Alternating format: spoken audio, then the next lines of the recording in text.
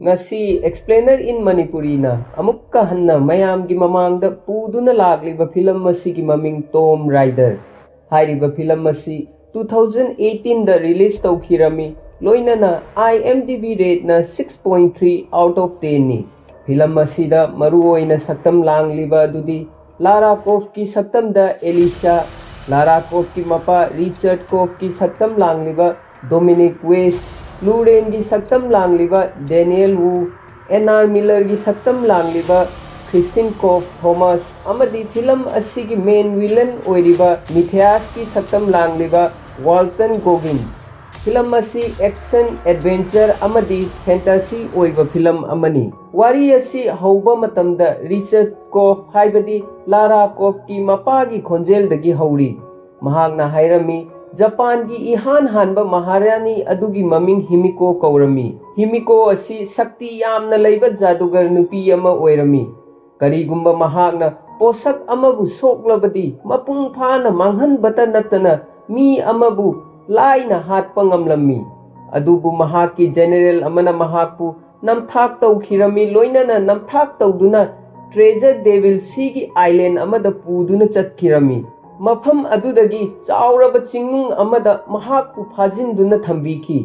मफम अदुदा महाक हौजिक फावबा हिंगली हाइना थाजरी लोइनना मफम अदुदा कनागुंबा अमा लाक्तुना महाकपु निंखा तमहनगनी हाइना हिमिको न थाजरी मखाताना रिचर्ड कोफना हाइखिरमी हौजिक मफम अदु यौना चटनबगी मेप असी अइगी नाक्ता लैरी अइना हिमिको फंगनबा थीबा अहानबा मी अदु ओइबा पामली मरम अदुना अइना अइगी नुंसीजरबा इचानुपीबु थादोक्तुना चटपा दरकार ओइरी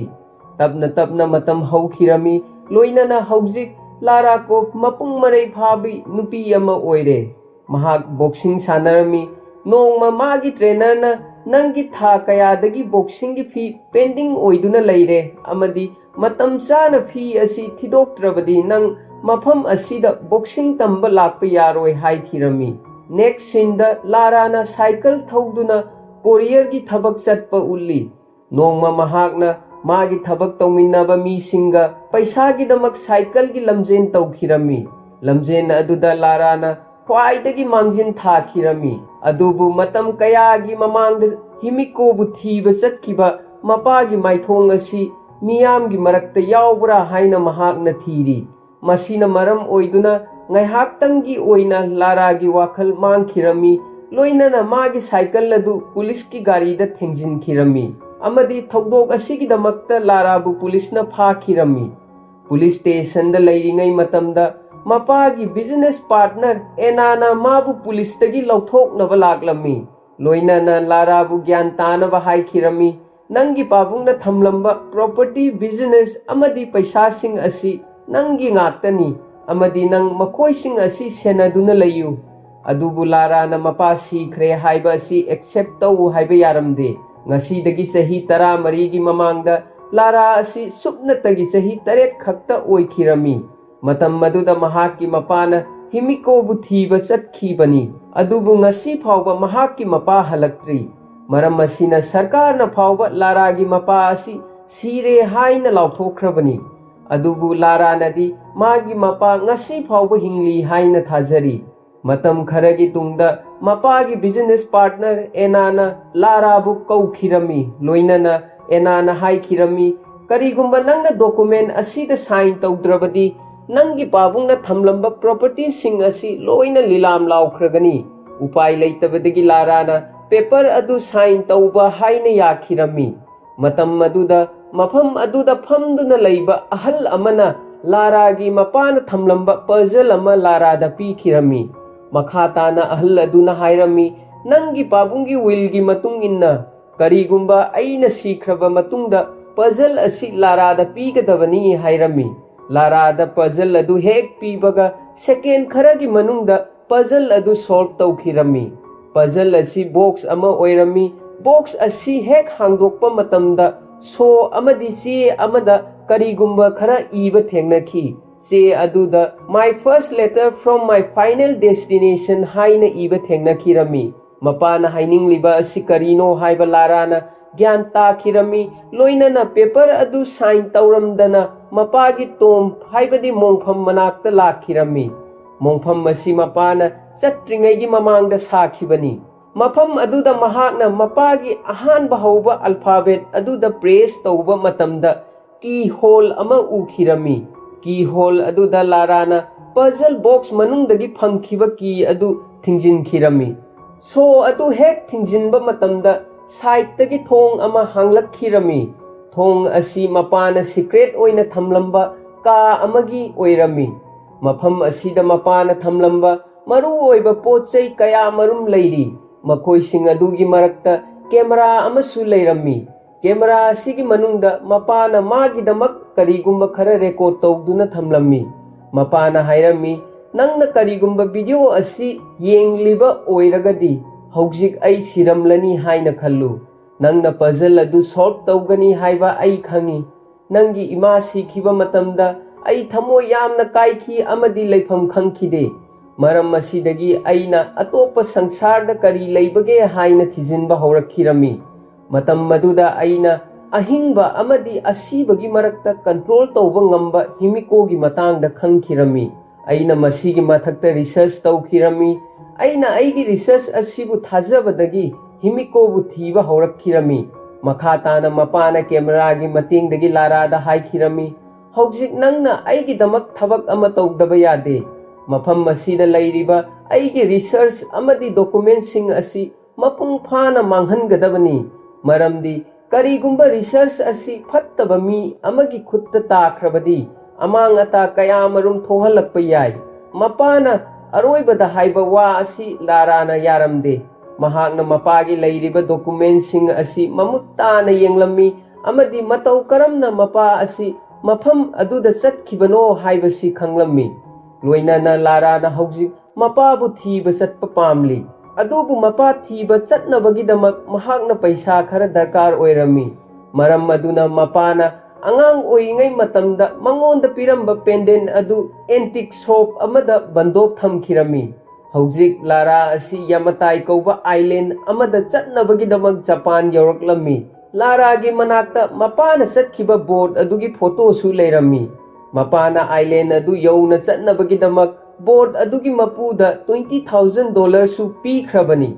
ꯍꯧꯖꯤꯛ ꯂꯥꯔꯥꯁꯨ ꯕꯣꯠ ꯑꯗꯨꯒꯤ ꯃꯅꯥꯛ ꯌꯧꯔꯛꯂꯝꯃꯤ꯫ ꯂꯥꯔꯥꯅ ꯕꯣꯠ ꯑꯗꯨꯗ ꯌꯧꯔꯛꯂꯕ ꯇꯨꯡꯗ ꯃꯄꯥꯅ ꯄꯩꯁꯥ ꯄꯤꯈꯤꯕ ꯃꯤꯑꯣꯏ ꯑꯗꯨ ꯊꯦꯡꯅꯔꯝꯗꯦ꯫ ꯍꯧꯖꯤꯛ ꯕꯣꯠ ꯑꯗꯨꯗ ꯂꯩꯔꯤꯕꯁꯤ ꯃꯤꯑꯣꯏ ꯑꯗꯨꯒꯤ ꯃꯆꯥꯅꯨꯄꯥꯅꯤ꯫ ꯃꯃꯤꯡꯅ ꯂꯨ ꯔꯦꯟ ꯀꯧꯔꯝꯃꯤ꯫ ꯂꯨ ꯔꯦꯟꯅ ꯍꯥꯏꯔꯝꯃꯤ, "ꯑꯩꯒꯤ ꯏꯄꯥꯁꯨ ꯃꯇꯝ ꯀꯨꯏꯔꯕꯒꯤ ꯃꯃꯥꯡꯗ ꯈꯣꯡꯆꯠ ꯑꯃ ꯆꯠꯈꯤꯔꯝꯃꯤ꯫ ꯑꯗꯨꯕꯨ ꯂꯥꯏꯕꯛ ꯊꯤꯕꯗꯒꯤ ꯉꯁꯤ ꯐꯥꯎꯕ ꯈꯣꯡꯆꯠ ꯑꯗꯨꯗꯒꯤ ꯍꯜꯂꯛꯈꯤꯗꯦ"꯫ ꯃꯇꯥꯡ ꯑꯁꯤꯗ ꯂꯥꯔꯥꯅ ꯃꯄꯥ ꯑꯁꯤ ꯂꯨ ꯔꯦꯟꯒꯤ ꯃꯄꯥꯒ ꯄꯨꯟꯗꯨꯅ ꯆꯠꯃꯤꯟꯅꯈꯤꯕꯅꯤ ꯍꯥꯏꯕꯁꯤ ꯈꯪꯈꯤꯔꯝꯃꯤ꯫ ꯃꯔꯝ ꯑꯗꯨꯅ ꯃꯈꯣꯏ ꯑꯅꯤ ꯉꯁꯤ ꯐꯥꯎꯕ ꯍꯜꯂꯛꯇꯕꯅꯤ꯫ ꯂꯥꯔꯥꯅ ꯂꯨ ꯔꯦꯟꯗ ꯑꯥꯏꯂꯦꯟꯗ ꯑꯗꯨꯗ ꯆꯠꯅꯕ ꯍꯥꯏꯈꯤꯔꯝꯃꯤ꯫ ꯑꯗꯨꯕꯨ ꯂꯨ ꯔꯦꯟꯅ ꯃꯐꯝ ꯑꯗꯨꯗ ꯆꯠꯄꯁꯤ ꯌꯥꯔꯝꯗꯦ꯫ ꯂꯨ ꯔꯦꯟꯅ ꯍꯥꯏꯈꯤꯔꯝꯃꯤ, "ꯅꯪꯅ ꯆꯠꯄ ꯄꯥꯝꯂꯤꯕ ꯑꯥꯏꯂꯦꯟꯗ ꯑꯁꯤ ꯗꯦꯚꯤꯜ ꯁꯤꯒꯤ ꯃꯌꯥꯏꯗꯅꯤ ꯑꯃꯗꯤ ꯉꯁꯤ ꯐꯥꯎꯕ ꯃꯐꯝ ꯑꯗꯨꯗꯒꯤ ꯀꯅꯥꯃꯠꯇ ꯍꯜꯂꯛꯄ ꯉꯝꯈꯤꯗꯦ"꯫ ꯑꯗꯨꯕꯨ ꯂꯥꯔꯥꯅ ꯄꯩꯁꯥ ꯃꯌꯥꯝ ꯑꯃ ꯄꯤꯒꯅꯤ ꯍꯥꯏꯕꯗꯒꯤ ꯂꯨ ꯔꯦꯟ ꯑꯔꯣꯏꯕꯗ ꯌꯥꯈꯤꯔꯝꯃꯤ꯫ ꯍꯧꯖꯤꯛ ꯃꯈꯣꯏ ꯑꯅꯤ ꯈꯣꯡꯆꯠ ꯑꯗꯨ ꯆꯠꯄ ꯍꯧꯔꯛꯂꯝꯃꯤ꯫ ꯈꯣꯡꯆꯠ ꯑꯁꯤꯒꯤ ꯃꯅꯨꯡꯗ ꯃꯄꯥꯅ ꯊꯝꯂꯝꯕ ꯗꯣꯀꯨꯃꯦꯟꯠꯁꯤꯡ ꯑꯁꯤꯗꯒꯤ ꯇ꯭ꯔꯤꯅꯤꯇꯤ ꯀꯧꯕ ꯑꯣꯔꯒꯅꯥꯏꯖꯦꯁꯟ ꯑꯃꯅ ꯁꯛꯇꯤꯁꯤꯡ ꯑꯁꯤꯕꯨ ꯊꯤꯕ ꯄꯥꯝꯈꯤꯔꯝꯃꯤ꯫ ꯃꯈꯣꯏꯅ ꯁꯛꯇꯤ ꯑꯁꯤ ꯃꯥꯂꯦꯝ ꯑꯁꯤꯗ ꯐꯠꯇꯕ ꯊꯕꯛ ꯇꯧꯅꯕꯒꯤꯗꯃꯛ ꯁꯤꯖꯤꯟꯅꯕ ꯄꯥꯝꯈꯤꯕꯅꯤ꯫ ꯅꯨꯃꯤꯠ ꯑꯗꯨꯒꯤ ꯅꯨꯃꯤꯗꯥꯡꯗ ꯁꯃꯨꯗ꯭ꯔ ꯃꯅꯥꯛꯇ ꯑꯀꯟꯕ ꯅꯣꯡꯂꯩ ꯅꯨꯡꯁꯤꯠ ꯑꯃ ꯂꯥꯛꯈꯤꯔꯝꯃꯤ꯫ ꯂꯨ ꯔꯦꯟꯅ ꯍꯥꯏꯔꯝꯃꯤ, "ꯅꯣꯡꯂꯩ ꯅꯨꯡꯁꯤꯠ ꯑꯁꯤ ꯂꯥꯛꯄꯒꯤ ꯃꯔꯝꯗꯤ ꯑꯩꯈꯣꯏ ꯍꯧꯖꯤꯛ ꯗꯦꯚꯤꯜ ꯁꯤ ꯌꯧꯔꯛꯂꯦ ꯍꯥꯏꯕꯅꯤ꯫ ꯍꯥꯏꯕꯗꯤ ꯑꯥꯏꯂꯦꯟꯗ ꯑꯁꯤ ꯑꯩꯈꯣꯏꯒꯤ ꯑꯀꯣꯏꯕꯗ ꯌꯥꯝꯅ ꯅꯛꯅ ꯂꯩꯔꯦ ꯍꯥꯏꯕꯅꯤ꯫ ꯃꯐꯝ ꯑꯁꯤꯗ ꯏꯁꯤꯡꯒꯤ ꯏꯄꯣꯝ ꯑꯁꯤ ꯑꯁꯨꯛꯀꯤ ꯃꯇꯤꯛ ꯋꯥꯡꯕ ꯃꯔꯝꯅ ꯃꯈꯣꯏ ꯑꯅꯤ ꯕꯣꯠ ꯑꯗꯨꯗꯒꯤ ꯆꯣꯡꯊꯈꯤꯔꯝꯃꯤ꯫ ꯂꯥꯔꯥꯅ ꯃꯃꯤꯠ ꯄꯥꯡꯊꯣꯛꯂꯒ ꯌꯦꯡꯕ ꯃꯇꯝꯗ ꯑꯥꯏꯂꯦꯟꯗ ꯑꯃ ꯎꯈꯤꯔꯝꯃꯤ꯫ ꯑꯥꯏꯂꯦꯟꯗ ꯑꯁꯤꯅꯤ ꯌꯃꯇꯥꯏ ꯑꯥꯏꯂꯦꯟꯗ ꯍꯥꯏꯔꯤꯕꯁꯤ꯫ ꯃꯇꯝ ꯑꯗꯨꯗ ꯈꯪꯍꯧꯗꯅ ꯀꯅꯥꯒꯨꯝꯕ ꯑꯃꯅ ꯂꯥꯔꯥꯕꯨ ꯋꯥꯟꯊꯍꯟꯈꯤꯔꯝꯃꯤ꯫ ꯂꯥꯔꯥꯅ ꯃꯃꯤꯠ ꯄꯥꯡꯊꯣꯛꯂꯛꯄ ꯃꯇꯝꯗ ꯃꯤꯊꯥꯏꯌꯁ ꯀꯧꯕ ꯅꯨꯄꯥ ꯑꯃ ꯊꯦꯡꯅꯔꯝꯃꯤ꯫ ꯃꯤꯊꯥꯏꯌꯁ ꯑꯁꯤ ꯃꯐꯝ ꯑꯁꯤꯗ ꯂꯩꯔꯤꯕ ꯃꯤ ꯃꯌꯥꯝ ꯑꯁꯤꯒꯤ ꯂꯤꯗꯔꯅꯤ, ꯂꯣꯏꯅꯅ ꯇ꯭ꯔꯤꯅꯤꯇꯤ ꯑꯣꯔꯒꯅꯥꯏꯖꯦꯁꯟꯒꯤꯗꯃꯛ ꯊꯕꯛ ꯇꯧꯕ ꯃꯤꯑꯣꯏ ꯑꯃꯅꯤ꯫ ꯃꯍꯥꯛꯅ ꯍꯥꯏꯔꯝꯃꯤ, "ꯑꯩꯅ ꯃꯐꯝ ꯑꯁꯤꯗꯒꯤ ꯁꯨꯞꯅꯇꯒꯤ ꯐꯣꯟ ꯈꯛꯇ ꯇꯧꯕ ꯌꯥꯒꯅꯤ꯫ लोइनना अꯩगी रिसर्च असी लोइद्रि फाउबा मफम असी थादोक्तुना चटपा यारोय महाकना लारागी बेग मनुंगदगी मपागी डायरी अदु लौथोक्तुना उतखिरमी लोइनना महाकना हाइरमी मसी मालेम असीदा ख्वाइदगी मरु ओइबा अइना पामजबा पोसक अमनी नंगी पाबुंगी रिसर्च असी यामना कानबा रिसर्च अमनी अइना नंगी पाबुंगबु हातखिरमी अदुबु हौजिक अइगी नाक्ता नंगी पाबुंगी डायरी असी लैरबनिना अइना नंगी पाबुंग हातखरबसु नुंगाइतबा करिसु लैते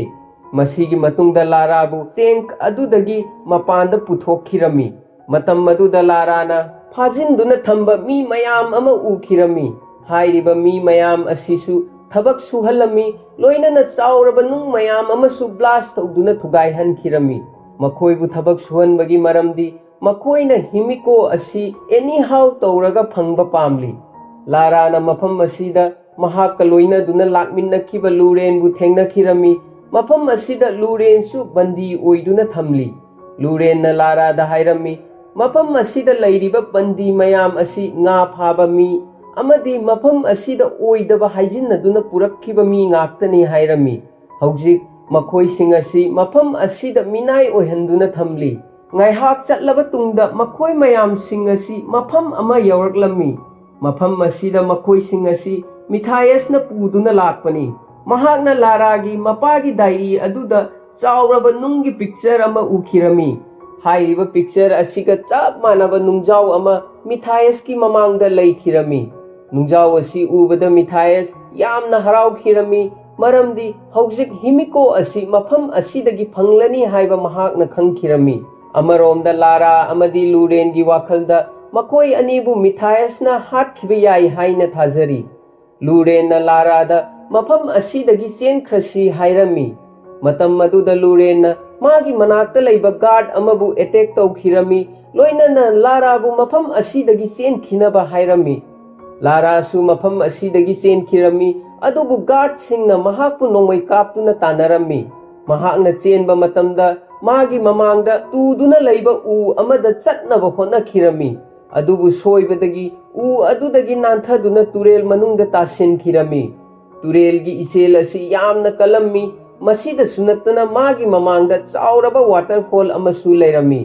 अदुबु वाटरफॉल अदुगी हेक मनाक्ता कायरगा लैबा एरोप्लेन अमा लैरमी महाकना अकाइबा एरोप्लेन अदुदा मखुतना यानदुना वाटरफॉल अदुदगी तादनबा ngakthokkhiरमी हाइबदी वाटरफॉल अदुदा ताखिरमदे अमरोमदा लुरेन मफम अदु थादोक्तुना चेनबा होनरमी अदुबु मिथायसना लुरेनगी लेंबानदा नोंमैना कापदगी सोखिरमी लोइनना मिथायसना लुरेनबु अमुक हन्ना फाखिरमी नाकल अमरोमदा लाराना अकाइबा एरोप्लेन अदुगी मथक्ता लैबा अदु उलम्मी महाकना तोरबान यौना चटपा पामलम्मी अदुबु प्लेन असी यामना लीबा मरमना मयाइदा तेखिरमी अदुबु लाराना हैजा सिंजबा सिजिनदुना प्लेन अदुगी मनुंगदा चंखिरमी मफम अदुदा महाकना अरीबा पैराशूट अमा थेंगनखिरमी पैराशूट असिगी मतेंगदगी लारा मफम असिदगी थोखिरमी हौजिक लारा समुद्रगी तोरबानदा लाक्लम्मी अदुबु मफम असिदगी थोकनबगी लंबी अमत्ता लैरमदे नुमित अदुगी नुमिदांगदा लारा तुमदुना लैबा मतमदा कनागुंबा अमा मागी मनाक्ता लाक्पगुम खनखिरमी मतम मदुदा मिथायस की मी अमना मागी मथक्ता अटैक तौखिरमी अदुबु लारा असी बॉक्सिंग हईबा मरमना मी अदु मफम अदुदा लाइना हातखिरमी मतम अदुदा कनागुंबा मी अमना माबु खरा लाप्पा मफम अमदगी येंगबा अदु लाराना उखिरमी महाकना मी अदुगी मतुंग इनादुना तानरखिरमी अमदी मी अदु सुरुंग अमगी मनुंगदा चंखिरमी लाराना सुरुंग अदुगी मनुंग चंगलक्पा मतमदा मी असी अतई कनासु नत्ते महाक्की मपा रिचर्ड नि हाइबा खंखिरमी लाराना मपागी मनाक्ता चंगदुना अई नंगी नचानुपीनी हाइरमी अदुबु रिचर्ड असी मतम कुइना आइलैंड असीदा मथंता लैबा मरमना महाक्की वाखलदा थोकलिबा थौदोकसिंग असी मंगुंबा अमनी हाइना खनखिरमी अदुबु अरोइबदा महाकना मागी मचानुपी लारानी हाइबा खंखिरमी अमदी मचानुपीबु नुंसीना कोनबिरमी मथंगी नुमित्ता लाराना रिचर्ड ता हाइरमी अदोमगी डायरी अदु हौजिक मिथायस की मनाक्ता लैखरे Masanupigi wa asi tabada Richard yamna saurami amadi aina nangonda documentsing adu mapung phana manghankhinaba haikrabani haina masanupida hairami. Mapana hairami Matthias amadi Trinity Organization asi Himiko gi power bu lana sizinaba pambani. Lara na mapada mafam asidagi chatnaba haikhirami. Mapana Lara da mafam asidagi aikhoina kaidongnungda thokpa ngamloi haikhirami. Lara na hairami Matthias ki manakta satellite phone ama lei. Aikhoina phone adu phanglabadi mapandagi mating niba yagani. Adubu Lara na haiba adu Richard na yakhiramde. Maramdi Matthias ki manakta sathiba army khara leiri. Aikhoina makhoiga mayoknaba ngamloi hairami. Adubu mapana hairiba wasing asi Lara na yaramde. Loina na ten paiduna mafam adudagi thokhirami. Amaromda Matthias pu ulammi. Mahakna chingnung adugi manung changnaba thong adu phangkhirami. Chingnung adugi manungdani Japan gi Maharani Himiko gi tom haibadi mongpham leiribasi. Mahakna thong asi phangba matamda yamna haraurami. Loinana magi senior singda Himiko gi tom leifam khangle amadi mafam asida kanagumba ama tharaktuna pot asi lauba lakpiu haikhirami. Matam asida Lara su mafam asida lakhirami. Loinana guard amabu hatlaba tungda luren amadi mafam aduda phajinduna thamba bandi sing adu loina lauthoklami. Makhoi mayamna amatta oina punduna guard sing adugi mathakta attack tawba haukhirami. Amaromda tom adugi thong manakta Richard changlakhiba ulammi. Mahakna jaga asibu phangnaba hotnabada chahi kayamarum changkhrabani. Adubu thong asi hangba matamda puzzle amadi darkar oigadawri. Puzzle asibu solve tawraba tungda khakta thong asi hangba yagani. Mafam asida Matthias su lakhirami amadi Richard ki mathakta gun point tawkhirami. Matthias na Richard ta puzzle asibu solve tawunaba haikhirami. Adubu Richard na yakhiramde. Lara su mafam asida mapabu kannabagidamak lakhirami. Lara na makhoigi mi amabu mafam aduda hatkhirami loinana hauzik mahakki mamangda Matthias leptuna leiri. Matthias na Richard ki mathakta nongmaina namduna Lara da puzzle asibu solve tawnaba haikhirami. Karigumba puzzle asi solve tawdrabadi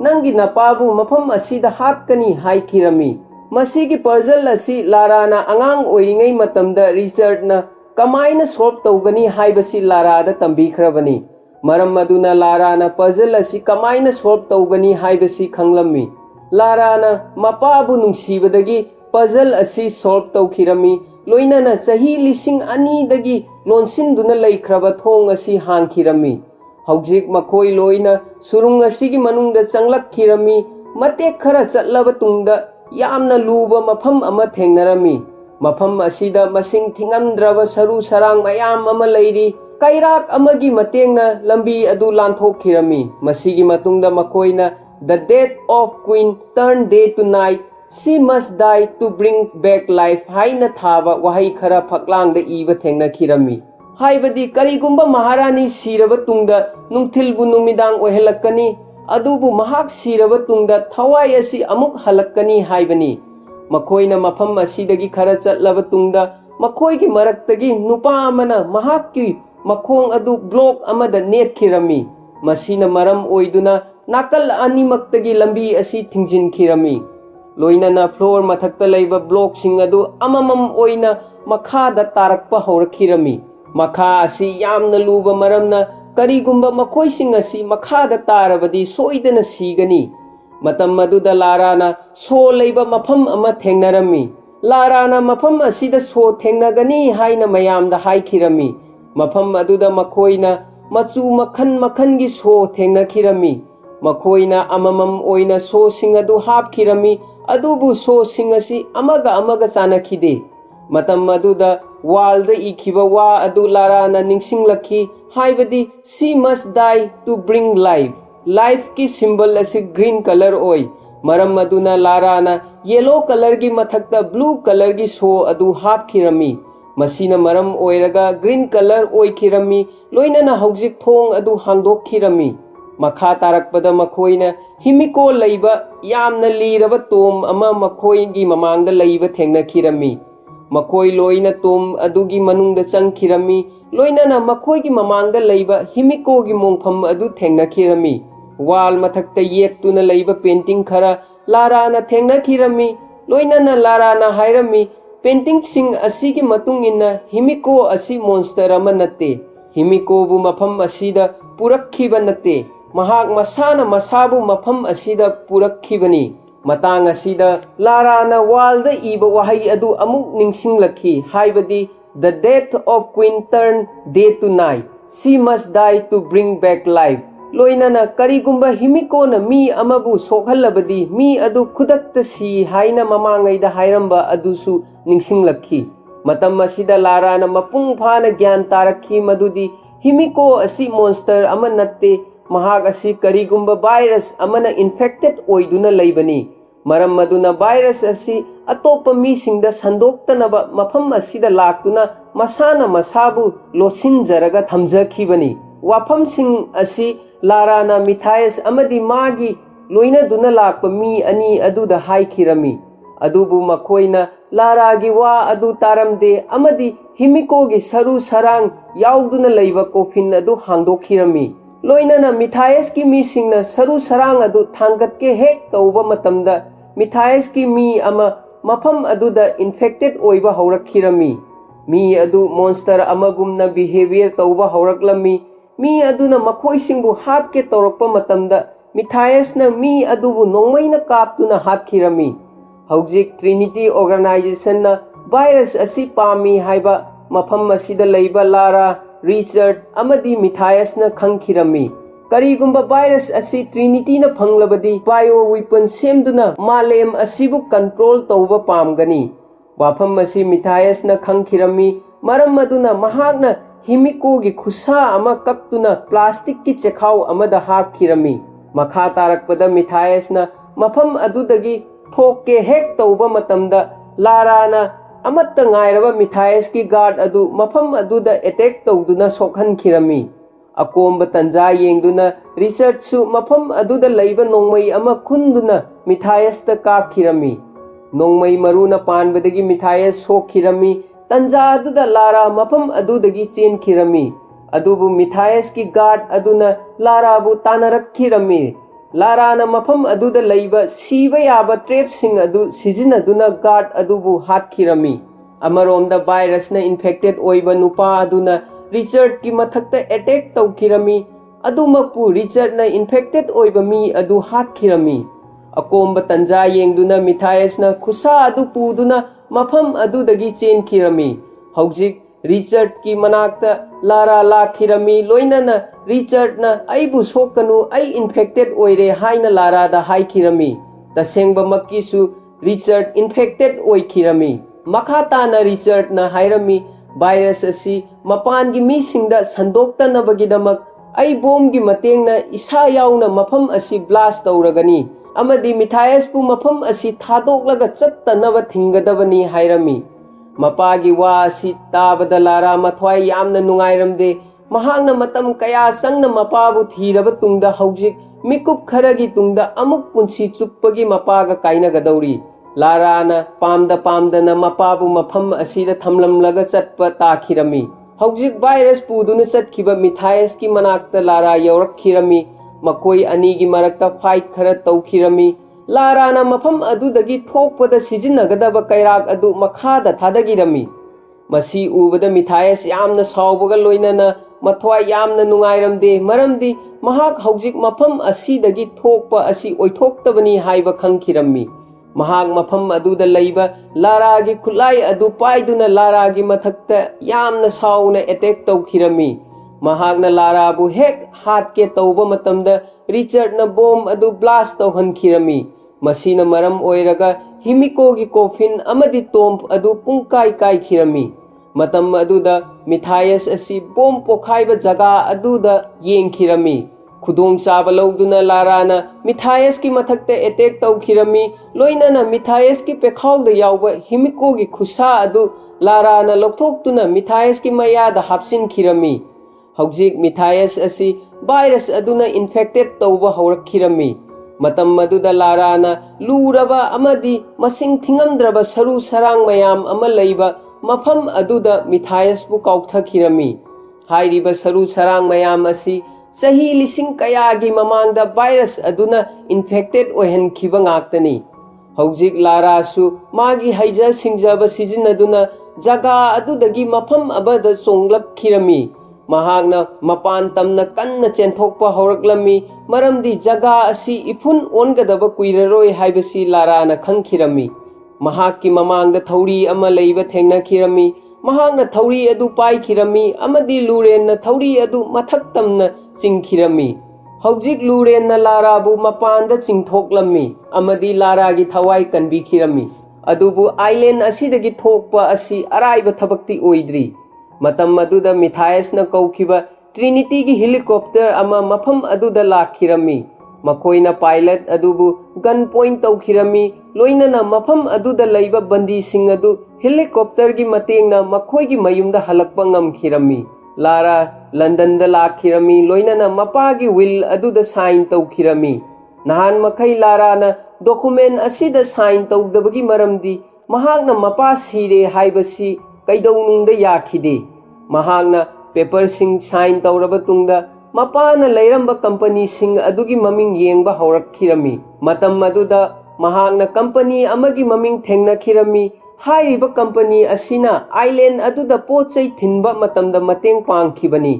ꯍꯧꯖꯤꯛ ꯂꯥꯔꯥꯒꯤ ꯋꯥꯈꯜꯗ ꯆꯤꯡꯅꯕ ꯈꯔ ꯐꯥꯎꯔꯛꯈꯤꯔꯝꯃꯤ ꯃꯔꯝ ꯑꯗꯨꯅ ꯃꯄꯥꯒꯤ document ꯊꯝꯕ ꯀꯥ ꯑꯗꯨꯗ ꯑꯃꯨꯛ ꯂꯥꯛꯈꯤꯔꯝꯃꯤ꯫ ꯃꯇꯝ ꯑꯗꯨꯗ ꯃꯍꯥꯛꯅ ꯇ꯭ꯔꯤꯅꯤꯇꯤꯒꯤ ꯌꯥꯝꯅ ꯁꯤꯀ꯭ꯔꯦꯠ ꯑꯣꯏꯕ ꯗꯣꯀꯨꯃꯦꯟ ꯑꯃ ꯊꯦꯡꯅꯈꯤꯔꯝꯃꯤ ꯑꯃꯗꯤ ꯇ꯭ꯔꯤꯅꯤꯇꯤ ꯑꯁꯤ ꯑꯦꯟꯁꯤꯌꯟ ꯑꯣꯔꯒꯅꯥꯏꯖꯦꯁꯟ ꯑꯃꯅꯤ ꯂꯣꯏꯅꯅ ꯁꯨꯄꯔꯅꯦꯆꯔꯦꯜ ꯑꯣꯏꯕ ꯄꯣꯠꯆꯩꯁꯤꯡ ꯑꯁꯤ ꯂꯧꯁꯤꯜꯂꯕ ꯇꯨꯡꯗ ꯃꯤꯑꯣꯏꯕ ꯖꯥꯇꯤꯒꯤ ꯃꯊꯛꯇ ꯀꯟꯇ꯭ꯔꯣꯜ ꯇꯧꯕ ꯄꯥꯝꯕꯅꯤ ꯍꯥꯏꯕ ꯑꯁꯤ ꯃꯍꯥꯛꯅ ꯈꯪꯈꯤꯔꯝꯃꯤ꯫ ꯃꯁꯤꯗꯁꯨ ꯅꯠꯇꯅ ꯃꯄꯥꯒꯤ ꯕꯤꯖꯤꯅꯦꯁ ꯄꯥꯔꯠꯅꯔ ꯑꯦꯅꯥ ꯑꯁꯤ ꯇ꯭ꯔꯤꯅꯤꯇꯤ ꯑꯣꯔꯒꯅꯥꯏꯖꯦꯁꯟꯒꯤ ꯑꯦꯖꯦꯟꯠ ꯑꯃꯅꯤ ꯍꯥꯏꯕꯁꯨ ꯂꯥꯔꯥꯅ ꯈꯪꯈꯤꯔꯝꯃꯤ꯫ ꯂꯥꯔꯥꯅ ꯁꯥꯏꯟ ꯇꯧꯈꯤꯕ ꯗꯣꯀꯨꯃꯦꯟ ꯑꯗꯨꯒꯤ ꯃꯇꯨꯡ ꯏꯟꯅ ꯍꯧꯖꯤꯛ ꯃꯄꯥꯅ ꯊꯝꯂꯝꯕꯁꯤꯡ ꯑꯁꯤꯒꯤ ꯃꯊꯛꯇ ꯂꯥꯔꯥꯒꯤ ꯑꯣꯏꯕ ꯔꯥꯏꯠ ꯑꯃꯠꯇ ꯂꯩꯇ꯭ꯔꯦ ꯍꯥꯏꯕꯅꯤ꯫ ꯍꯧꯖꯤꯛ ꯔꯥꯏꯠꯁꯤꯡ ꯑꯁꯤ ꯑꯦꯅꯥꯒꯤ ꯃꯅꯥꯛꯇ ꯂꯣꯏꯅ ꯂꯩꯈ꯭ꯔꯦ꯫ ꯑꯗꯨꯕꯨ ꯂꯥꯔꯥ ꯑꯁꯤ ꯃꯥꯏꯊꯤꯕ ꯄꯥꯝꯕ ꯅꯨꯄꯤꯗꯤ ꯅꯠꯇꯦ ꯃꯔꯝ ꯑꯗꯨꯅ ꯇ꯭ꯔꯤꯅꯤꯇꯤ ꯑꯃꯗꯤ ꯑꯦꯅꯥꯒꯤ ꯃꯊꯛꯇ ꯂꯃꯟ ꯈꯨꯝꯒꯅꯤ ꯍꯥꯏꯅ ꯃꯍꯥꯛꯅ ꯂꯦꯞꯈꯤꯔꯝꯃꯤ꯫ ꯃꯈꯥ ꯇꯥꯔꯛꯄꯗ ꯃꯍꯥꯛꯅ ꯃꯄꯥꯒꯤ ꯄꯦꯟꯗꯦꯟ ꯊꯝꯈꯤꯕ ꯗꯨꯀꯥꯟ ꯑꯗꯨꯗ ꯆꯠꯈꯤꯔꯝꯃꯤ ꯂꯣꯏꯅꯅ ꯄꯩꯁꯥ ꯄꯤꯗꯨꯅ ꯃꯄꯥꯒꯤ ꯄꯦꯟꯗꯦꯟ ꯑꯗꯨ ꯗꯨꯀꯥꯟ ꯑꯗꯨꯗꯒꯤ ꯂꯧꯈꯤꯔꯝꯃꯤ꯫ ꯃꯇꯝ ꯑꯗꯨꯗ ꯈꯨꯠꯂꯥꯏ ꯃꯌꯥꯝ ꯑꯃ ꯊꯝꯕ ꯖꯒꯥ ꯑꯃꯁꯨ ꯎꯠꯂꯝꯃꯤ꯫ ꯃꯐꯝ ꯑꯗꯨꯗꯒꯤ ꯂꯥꯔꯥꯅ ꯅꯣꯡꯃꯩ ꯑꯅꯤꯈꯛ ꯂꯩꯔꯝꯃꯤ꯫ ꯃꯁꯤꯅ ꯇꯥꯛꯄꯗꯤ ꯍꯧꯖꯤꯛ ꯂꯥꯔꯥ ꯑꯁꯤ ꯇ꯭ꯔꯤꯅꯤꯇꯤꯒꯤ ꯃꯥꯌꯣꯛꯇ ꯂꯦꯞꯇꯨꯅ ꯂꯥꯟ ꯁꯣꯛꯅꯕ ꯄꯥꯝꯂꯦ ꯍꯥꯏꯕꯁꯤ ꯇꯥꯛꯄꯅꯤ꯫ ꯃꯇꯥꯡ ꯑꯁꯤꯗ ꯐꯤꯂꯝ ꯑꯁꯤꯒꯤ ꯁ꯭ꯇꯣꯔꯤ ꯑꯁꯤ ꯂꯣꯏꯈꯤꯔꯝꯃꯤ꯫